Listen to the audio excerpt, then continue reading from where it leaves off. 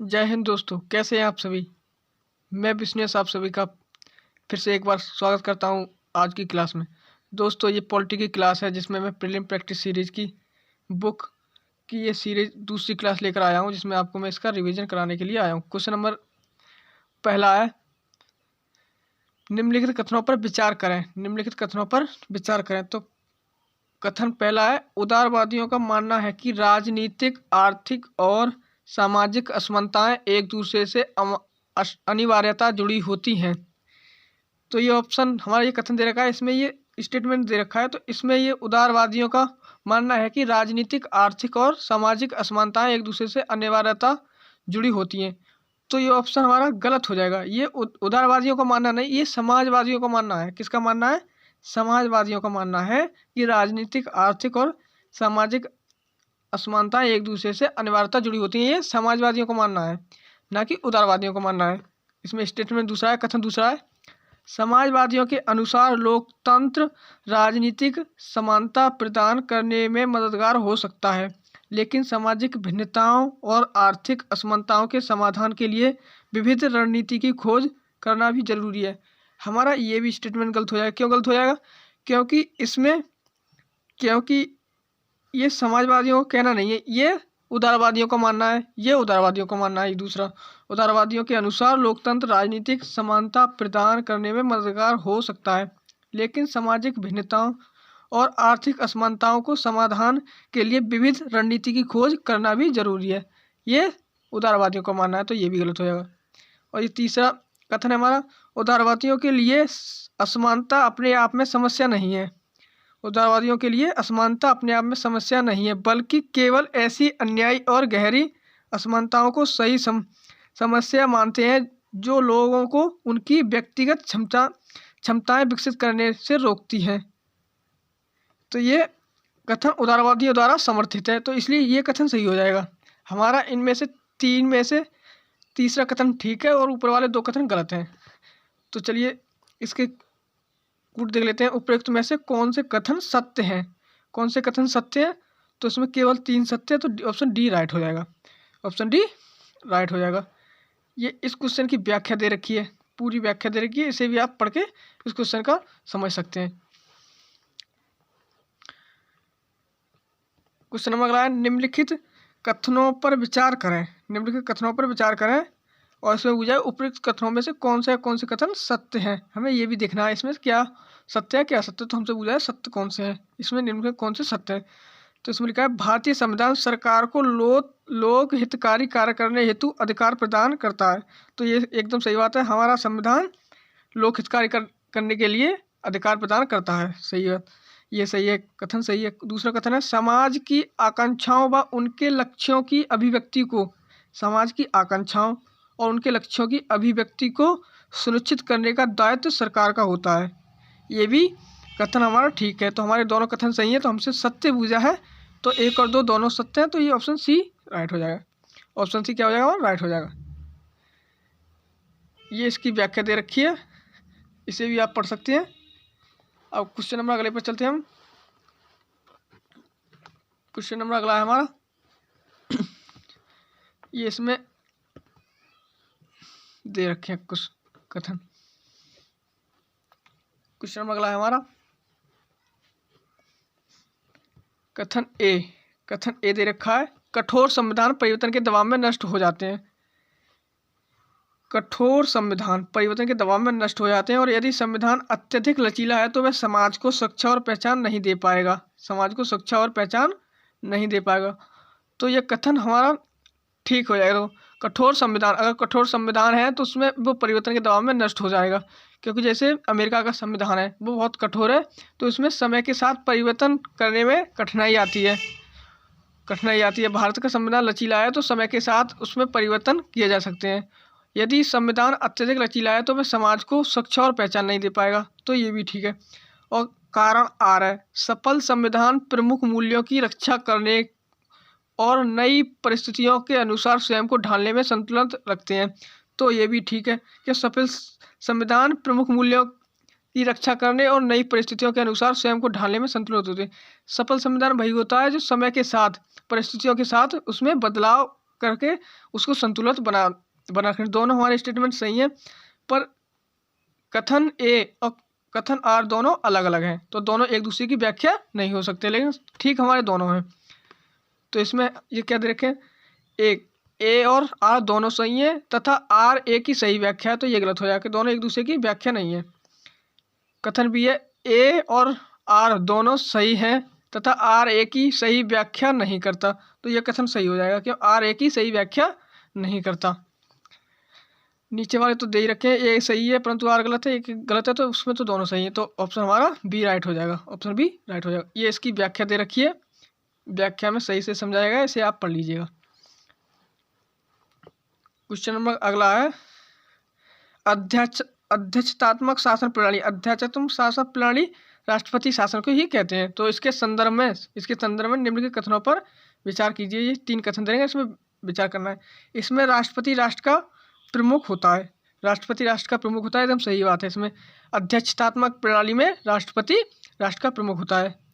इसमें राष्ट्रपति सरकार का भी प्रमुख होता है, इसमें राष्ट्रपति सरकार का प्रमुख होता है, ये भी सही है। इसमें राष्ट्रपति का चुनाव आमतौर पर प्रत्यक्ष मतदान के द्वारा होता है, ये भी सही है। अध्यक्षात्मक शासन प्रणाली में राष्ट्रपति का चुनाव आमतौर पर प्रत्यक्ष मतदान के द्वारा होता है। और इसमें देखा, इसमें राष्ट्रपति विधायिका के प्रति जवाबदेह नहीं होता, विधायिका के प्रति जवाबदेह नहीं होता, तो ये भी कथन हमारा सही है, क्योंकि राष्ट्रपति विधायिका से एकदम अलग होता है, तो उसके लिए वो जवाबदेह नहीं होता, ये भी सही है। तो हमारे चारों कथन सही हैं, इसमें चारों कथन सही हैं, तो इसमें से कौन सा हमारा सही हो जाएगा, तो हमारा सही हो जाएगा उपयुक्त में से सभी, उपयुक्त में सभी हमारा कथन ठीक हो जाएगा। ये इसकी व्याख्या दे रखी है, पूरी व्याख्या, इसे आराम से पढ़ लीजिए, क्वेश्चन आपको भली भांति समझ में आ जाएगा, अच्छे से क्वेश्चन आपको समझ में आ जाएगा। इसकी ये व्याख्या आराम से पढ़ लीजिएगा, आपको सही दिखाई दे रही है, आराम से पढ़ लीजिए। क्वेश्चन नंबर अगले पे चलते हैं हम। क्वेश्चन नंबर हमारा अगला है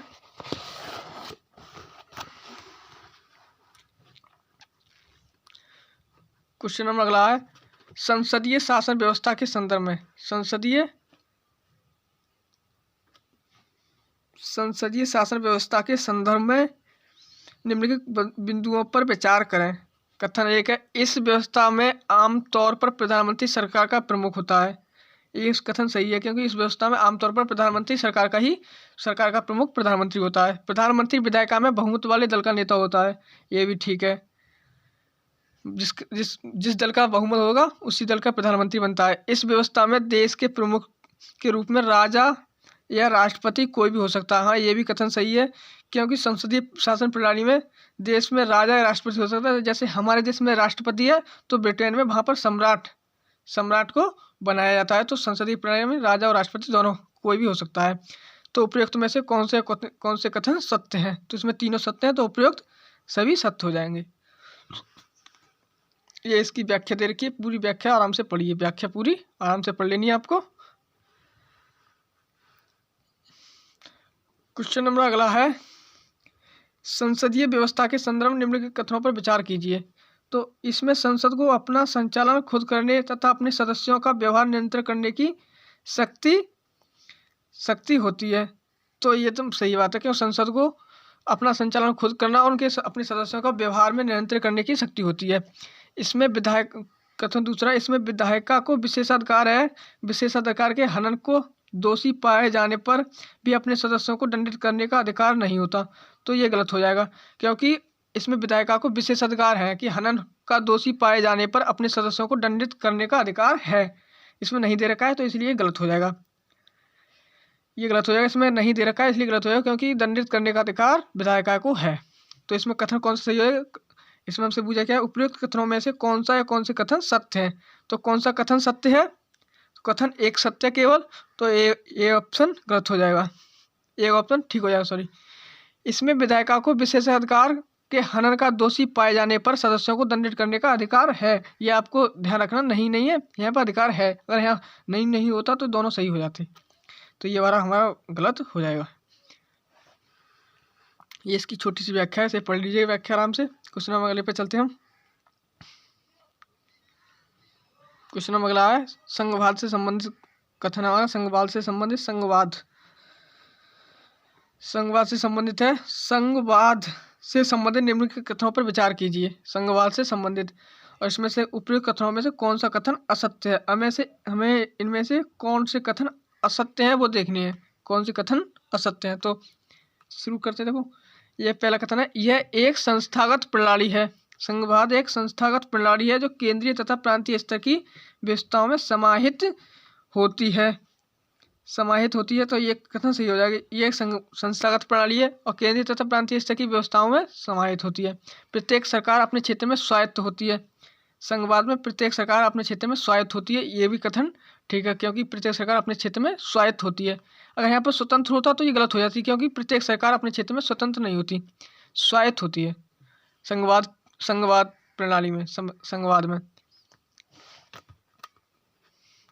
और कथन दूसरा, लोगों को दोहरी पहचान एवं निष्ठाएं होती हैं। हाँ, ये भी सही है, लोगों को दोहरी पहचान एवं निष्ठाएं होती हैं। जैसे कि भारत में कोई मराठी, कोई गुजराती, कोई तमिल या कोई तेलुगु, उसकी खुद की पहचान है, ये स्थानीय, और एक भारतीय, इसकी दोहरी पहचान हो जाती है। जैसे भारतीय और एक मराठी या गुजराती भी हो सकता है, तो वो भारतीय भी है, तो ये दोहरी पहचान है, तो इसलिए ये ठीक हो जाएगा। अगला है चौथा है, केंद्र व राज्यों के मध्य किसी टकराव को रोकने या सुलझाने में न्यायपालिका हस्तक्षेप नहीं कर सकती। केंद्र व राज्यों के मध्य किसी टकराव, ऐसे केंद्र राज्य में कोई झड़प हो जाती है तो उसे रोकने और सुलझाने के लिए न्यायपालिका उसमें हस्तक्षेप कर सकती है।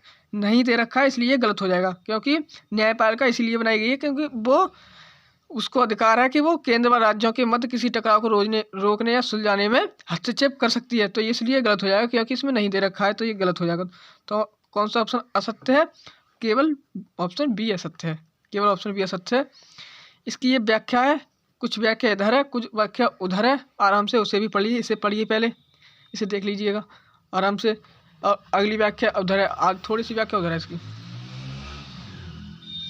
ये इसकी व्याख्या थोड़ी सी व्याख्या है, ये भी पढ़ लीजिएगा, व्याख्या आराम से उधर है और इधर है, तो आपको पूरा क्वेश्चन अच्छे से समझ आ जाएगा और आपको याद भी हो जाएगा अच्छे से। क्वेश्चन नंबर अगला है, भारत में एक सशक्त केंद्रीय सरकार के निर्माण में सहायक कारक है। भारत में एक सशक्त केंद्रीय सरकार के निर्माण में सहायक कारक कौन कौन से हैं, हमें उनको देखना है। इसमें से कौन से कारक सहायक हैं? तो किसी राज्य के अस्तित्व और उसकी भौगोलिक सीमाओं के स्थायित्व पर संसद का नियंत्रण है। एकदम सही बात है, क्योंकि भारत में किसी राज्य के अस्तित्व, अनुच्छेद 3 के तहत संसद किसी भी राज्य की सीमाओं में परिवर्तन कर सकती है, नाम में परिवर्तन कर सकती है, और संसद का स्थायित्व नियंत्रण है। जैसे अंडमान निकोबार लक्षद्वीप पर ही संसद का अधिकार है, क्योंकि वो उसके भौगोलिक क्षेत्र और सीमाओं में परिवर्तन कर सकती है, नया राज्य, और उनका नाम भी बदल सकती है। और आपातकालीन प्रावधान है, हाँ, हमारे संविधान में आपातकालीन प्रावधान है। राज्यों में राज्यपाल की नियुक्ति, हाँ, राज्यपाल की नियुक्ति केंद्र सरकार द्वारा होती है, राष्ट्रपति द्वारा होती है। इकहरी प्रशासकीय व्यवस्था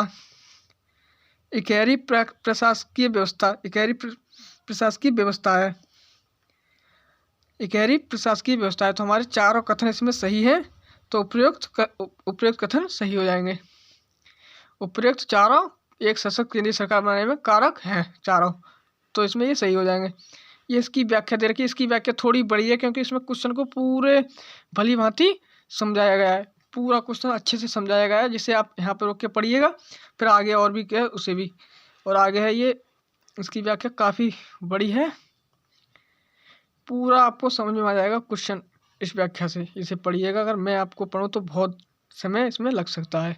इसकी पूरी व्याख्या है, पूरी व्याख्या आराम से पढ़ लीजिएगा। क्वेश्चन नंबर अगले पे चलते हैं, आराम से व्याख्या ये वाली पढ़ लीजिएगा आराम से आप रोक के। क्वेश्चन नंबर अगला है, इसमें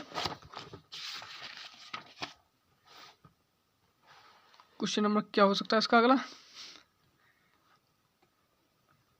भारतीय संघराज्य पद्धति की विशेषता नहीं है, इससे संबंधित है भारतीय संघराज्य की पद्धति। भारतीय संघराज्य की पद्धति कैसी है, उससे संबंधित कुछ प्रश्न है ये। भारतीय संघराज्य की पद्धति की विशेषता नहीं है, हमें क्वेश्चन को ध्यान से पढ़ना है। एक, भारतीय संघराज्य की पद्धति की विशेषता नहीं है, नहीं वाला देखना है, हमें गलत देखना है, जो उसकी विशेषता नहीं है। भारत में स्वतंत्र न्यायपालिका है, क्योंकि अनुच्छेद 50 न्यायपालिका और कार्यपालिका का पृथक्करण करती है। कथन बी है, केंद्र राज्यों के बीच शक्ति का स्पष्ट विभाजन किया गया है। केंद्र और राज्यों के बीच शक्तियों का स्पष्ट विभाजन किया गया है। अनुसूची 7 में संघ सूची, राज्य सूची और संवर्ती सूची का विभाजन किया गया है। और कथन सी है, संघबद्ध होने वाले इकाइयों को राज्यसभा में असमान प्रतिनिधित्व दिया गया है। असमान प्रतिनिधित्व दिया गया है, तो ये भी सही है। इसमें यह संघबद्ध होने वाली इकाइयों के बीच एक सहमति का परिणाम है, तो ये गलत हो जाएगा। ऑप्शन डी गलत हो जाएगा, तो इसलिए हमारा ऑप्शन डी राइट आंसर। हमारा आंसर कौन सा हो जाएगा? Option D right. Option D right हो जाएगा। ये इसकी व्याख्या देखिए, इसे पढ़ लीजिएगा। क्वेश्चन में अगला है, संसदीय स्वरूप के शासन का प्रमुख लाभ है। संसदीय स्वरूप के शासन का प्रमुख लाभ है। इसमें क्या इसका प्रमुख लाभ है? कार्यपालिका और विधानमंडल दोनों स्वतंत्र रूप से कार्य करते हैं। कार्यपालिका और विधानमंडल दोनों स्वतंत्र रूप से प्रकार, तो ये गलत हो जाएगा। इसमें यह नीति की निरंतरता प्रदान करता है और यह अधिक दक्ष है। तो ये संसदीय स्वरूप और शासन का प्रमुख लाभ में नहीं है। कार्यपालिका विधानमंडल के प्रति उत्तरदायी बनी रहती है। कार्यपालिका विधानमंडल के प्रति उत्तरदायी बनी रहती है, तो ये ऑप्शन इसमें सही है। संसदीय स्वरूप में कार्यपालिका जो है विधानमंडल के प्रति उत्तरदायी बनी रहती है। सरकार के अध्यक्ष को निर्वाचन के बिना नहीं बदला जा सकता। सरकार के अध्यक्ष को निर्वाचन के बिना नहीं बदला जा सकता, तो ये भी गलत हो जाएगा। क्वेश्चन नंबर अगले पे चलते हैं। ये इसकी व्याख्या दे रखी है। अगर क्वेश्चन आपको ऊपर से नहीं समझ में आएगा तो इसे पढ़िए, तो भी समझ में आपको आ जाएगा। क्वेश्चन नंबर अगला है, राज्य व्यवस्था के संदर्भ में निम्नलिखित में से किस एक को आप स्वतंत्रता की सर्वाधिक उपयुक्त व्याख्या के रूप में स्वीकार करेंगे? स्वतंत्रता की रूप को आप स्वीकार करेंगे तो राजनीति शासकों की तानाशाही के विरुद्ध संरक्षण, तो ये स्वतंत्रता, अगर राजनीति तानाशाही के विरुद्ध संरक्षण, तो ये गलत हो जाएगा। इसमें नियंत्रण का अभाव, इच्छा अनुसार कुछ भी करने का अवसर, तो ये भी गलत है। इसमें ऑप्शन डी राइट है। इसमें स्वयं को पूर्णतः विकसित करने का अवसर। राज्य व्यवस्था में स्वतंत्र आप तभी मानेंगे अपने आप को स्वयं को पूर्णतः विकसित करने का अवसर पाएंगे, अपने आप को स्वतंत्रता से। ये क्वेश्चन नंबर इसका अगला है, ये इसकी व्याख्या दे रखी है पूरी, ये व्याख्या है पूरी। इसे व्याख्या आराम से पढ़ लीजिएगा, पूरी व्याख्या आराम से इस व्याख्या को आप पढ़िएगा।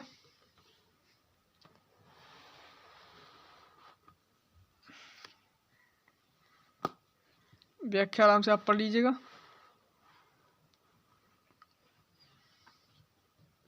क्वेश्चन नंबर अगला है हमारा,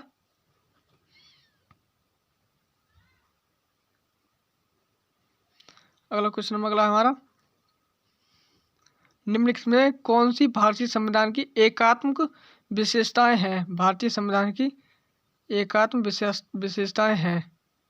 कौन सी भारतीय संविधान की एकात्म विशेषताएं हैं? भारतीय संविधान की एकात्म विशेषताएं हैं तो वह एकल नागरिकता, एकल संविधान, एकीकृत न्यायपालिका, संघ और राज्यों के बीच शक्तियों का विभाजन, आपातकालीन प्रावधान। तो भारतीय संविधान की एकात्म विशेषताएं बुझी इसमें, तो एकल नागरिकता ये एकात्म विशेषता है, एकल संविधान ये भी संविधान की एकात्म विशेषता है, एकीकृत न्यायपालिका, संघ और राज्यों के बीच का विभाजन ये एकात्म विशेषता नहीं है, और ये आपातकालीन प्रावधान, तो ये सही है। तो इसमें कौन कौन से 1 2 3 और 1 2 3 5 इसमें सही है, तो इसमें सही उत्तर हो जाए तो ऑप्शन सी राइट हो जाएगा। ये भारतीय संविधान की एकात्म के साथ साथ संघीय विशेषताएं को नीचे दिया गया। संघीय विशेषताएं, ये संविधान की संघीय विशेषताएं, संविधान की एकात्म विशेषताएं ये दे रखी हैं। ये संघीय विशेषताएं